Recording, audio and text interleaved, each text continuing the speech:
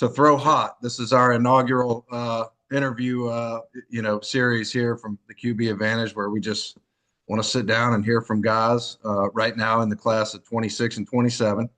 Sure. We just want to hear, about your recruiting so far, and we'll get to some highlight film a little bit and break down some of that with you. But real quick, I'll give a little bio on you just for the listeners. We got Keaton McCullough, class of 2027 out of St. John's Jesuit in Toledo, Ohio. Again, class of 2027, 5'11", 185, maybe 6 foot on a good day, Yes, right? sir. Yeah. Right. Hey, Carrying nice. almost yeah.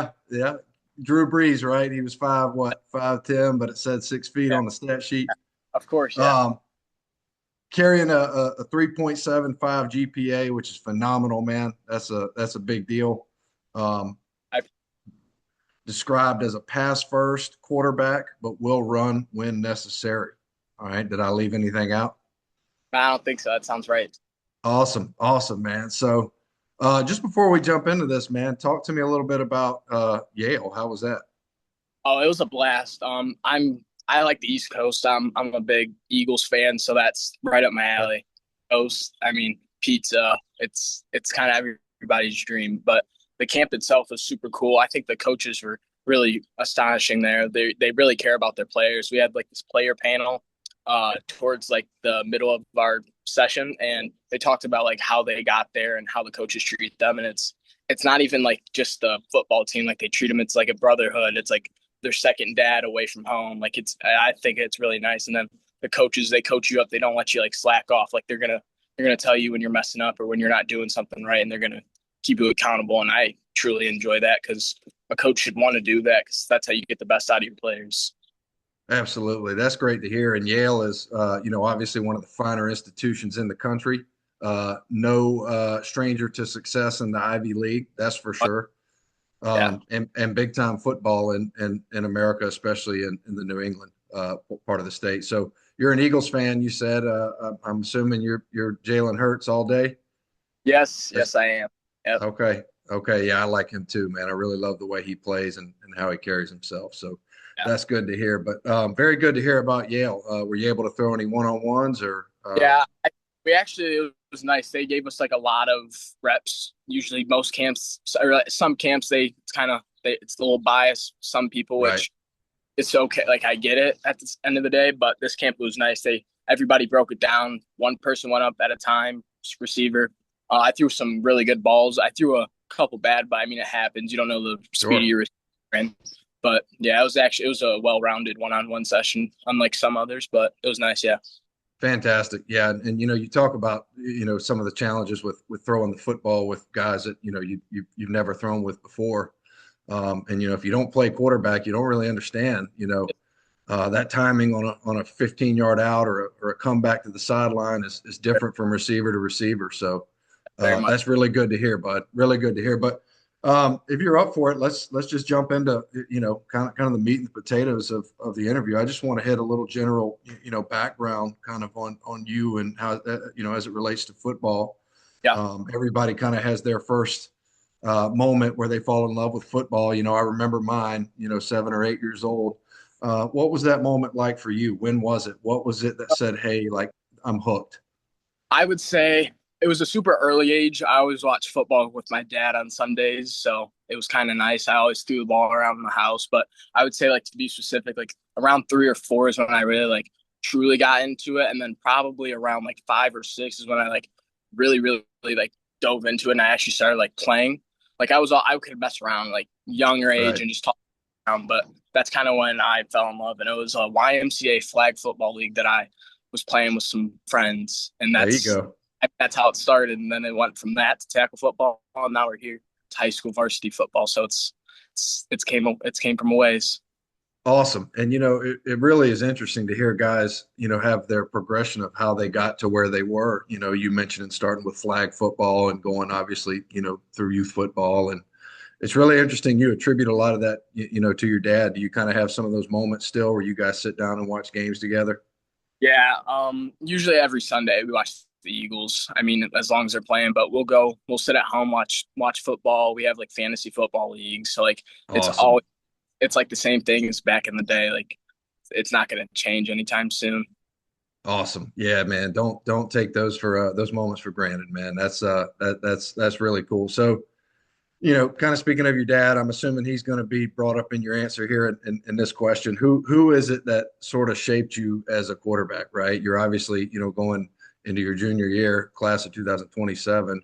Who or how many people, even multiple people, have had influence on you? So I guess I would say, yeah, my dad had a super big upbringing for me with being a quarterback. I played quarterback on my all my teams. I never played a different position minus defense, but I don't really play that anymore. But I would say also my trainer, Jordan Purdue. I started training Right. with 6 or 7 years old, I want to say, Hmm. and he's taught me a lot with footwork and keeping my mind right. But then when I played youth football at Reynolds Corners Redskins and Toledo, coach Javon Hutsmith helped me. I might have mispronounced his last name, but Right. I used to not throw with the laces, and Okay. that was the topic of discussion when I first got there, and Okay. tried to change it. And he taught me a lot of like footwork, and but I would say all three of them really shaped me up. Uh, Jordan Purdue's still my trainer to this day, and I mean you're learning something new every day you go in there about how to keep your mind right after throwing a pick or a fumble or like anything. Like he's a great coach, but he's also a great like leader and helper with keeping you right. Fantastic. And a lot of people don't understand, so many different elements that go into playing the position. Just like you said, throwing an interception, having to come back the next series, and I don't know, coach maybe calls the same thing. Yeah, you can't So dwell on it, think about it. Like it's the next play, you just got to move on and see what happens. fantastic. In most successful people, man, you always hear about, some core person or group of people that have helped them, get to where they are. So that's really, really cool that you're able to acknowledge that and So identify those people. It really is. So, speaking of quarterback training and whatnot, obviously off-season work is huge. What does your off-season look like? Is there an off-season?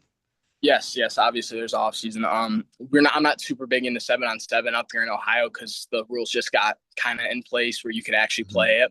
But I'm usually like, so if I have school lifts, go to the school, lift in the morning, get some work on the field, receivers, and then probably go home, eat something. Then I'll go lift on my own at the gym near me, and then on Mhm. Sunday I go into the training facility as well as going to regular school lifts and go there, lift, throw with receivers, work on stuff, go through progressions and everything, accuracy, footwork, and then I mean it's kind of all that, and then golf to keep my mind right, Oh, stay there off we go.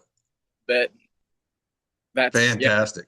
that's a off season, just lifting, eating, working out. I mean, throwing with the receivers, making sure your timing's right with them on routes because you have timing routes that you need to be perfect on in the game, or it's not Sure. going to. So spending extra time with them on the field as many times as I can is great. Fantastic. Now, how many days a week are you guys lifting at the school? So we lift Monday through Thursday, and then obviously we throw every day, and then I will Right. own sometimes when I have the chance, or sometimes I just need a break and I'll just chill for a little bit and maybe go golf or hang out with my buddies or something. But it's usually around 5 to 6 days a week. I'll lift and throw throughout the week. Fantastic. What do you like on the golf course, man? Are you scratch or what? I'm close to scratch. I'm not there yet. Oh, okay. Okay. I can get there at some point. I think I'm pretty good. Yeah. I when I was me, I dual sport. I played golf and football. I finished NBC Player of the Year runner up and first team All NBC, and then honorable mention All District, I believe. Fantastic, man. Fantastic. Well, speaking of sports and football, let's jump into it. Right? How would you describe your style of play? Are you the Mahomes guy? Are you Brett Favre? Are you Manning? What are you like on the field? I want to say closer to like a Mahomes, Drew Brees. Like I'm gonna stay in the pocket. I'm gonna give you these throws. I'm gonna give you tight throws, window throws. I'm gonna be able to air it out. But also when you need some yards, I have no problem with going to get chippy and going to get 10 yards for you on a first Love down. it. Love it, man. Love to hear that. Obviously, we don't want quarterbacks lowering their shoulder all the time, but love to hear that, man. And I know your teammates love to see it too. All right, next up, everybody's got, some part of their game that they've got to work on and develop. What do you think so far right now in the year 2025 here in the summer? What is the part of your game that you've got to work on and fix going into next season? I think probably working on and fixing is probably a little bit of speed and arm strength. Like I think I have great arm strength, but I think it could be Hmm. better. I mean, obviously, some of these throws, like you need to have a pretty big arm to have it, and I do, but I think it could be better. And then speed wise, like turning a 10-yard run into a 20-yard run it's a big difference in a game. That's a game changing run. Absolutely. Absolutely. And defenses can't game plan for that. So you're 100% on with that, man, especially in big games, late in the games when they're expecting pass and whatnot. Fantastic answer. All right. And lastly, here, what part of your game do you feel is most underrated? What do you bring to the table that maybe people don't see the most? I feel like people don't see the most is my accuracy. Like you can see on the film, like the throws, but I don't like you're not behind the center, you're not behind the line of scrimmage. Like I don't think Right. people really like truly see some of the throws, and I think that I have some really good accurate throws, like some tight window throws that most probably can't throw. But Mhm. I think my accuracy would be my most underrated part of my game. Fantastic. And probably the number one trait for most quarterbacks is that. So that's really good to hear. So let's talk about your recruiting, right? So that's obviously the big, one of the big parts of this interview here. And where do you stand right now with recruiting here? Your class of 27. So what does it look like? So I don't have any offers current right now. I reach out to as many coaches. Coaches reach out to me, so it's nice. I had a junior day visit at UVA Wise. I wasn't able to make it, but because that's a pretty long drive from Ohio to Hmm. Virginia. Sure. I had some game day visits at Toledo, Miami of Ohio, Davenport, Boston College, and Concord, and then I had a spring practice visit this year with Toledo as well.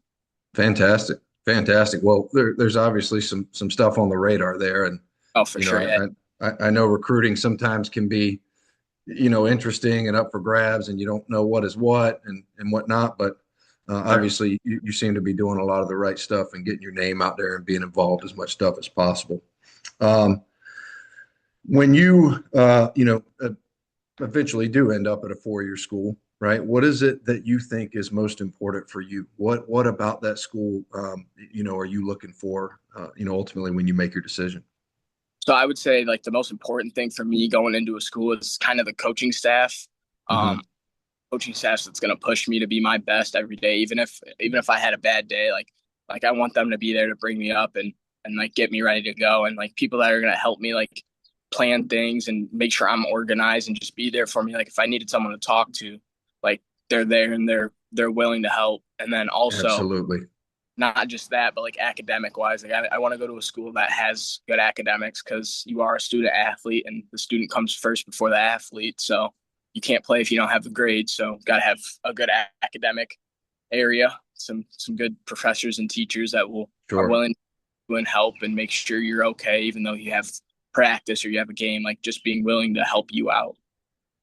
Fantastic. Yeah, that's obviously what a lot of coaches want to hear. And you can't be on the field if the grades aren't where they are. And obviously, eventually, you're going to have to do something outside of football, and you need that degree to do that. So that's good to hear.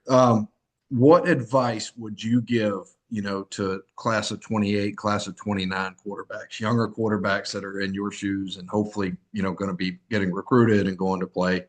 What would you say to them? Can be about recruiting or really anything.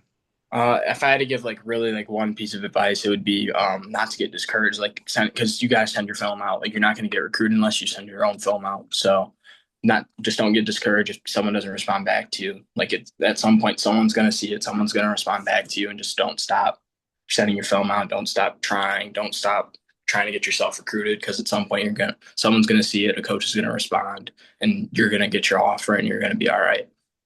Fantastic. Yeah, persistence is key, and eventually, you never know who's going to find the clip worthy and say, hey, we want this kid and whatnot.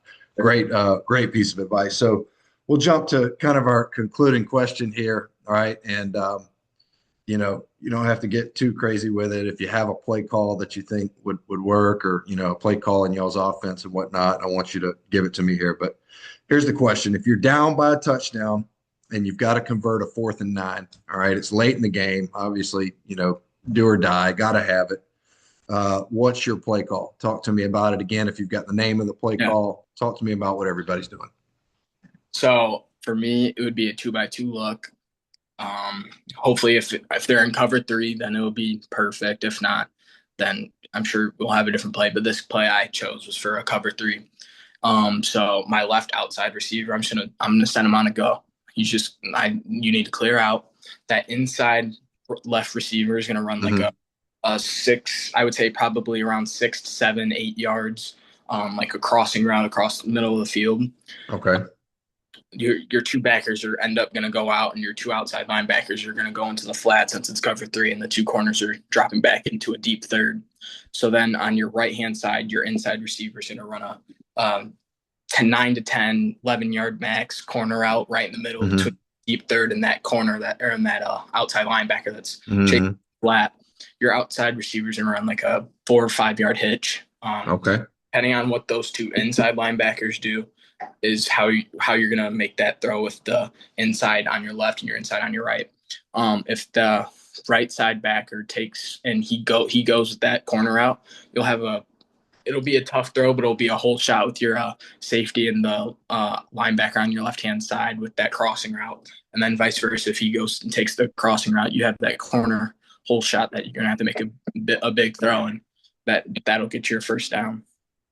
Fantastic. Yeah. So I think obviously it's a tough situation in that, throw anything underneath, right? It's likely not going to convert. You're going to have to throw the ball down the field. But I like that you have 2 different, levels of options there. One sort of kind of in the middle of the zone, one deeper in the zone, that you can kind of, ultimately progress through. So anyways, just a kind of I guess you could say a situation a lot of, coaches think about, right? Like that particular 2-minute drive where you got to convert, or even late in the game, that you really don't get a lot of preparation for. But it's interesting to hear that, man. It really is. It's interesting to hear you kind of lay that out on the line. So if you're up for it, let's jump into some of your clips here. Yeah. All right. So I've got the highlight film pulled up. All right.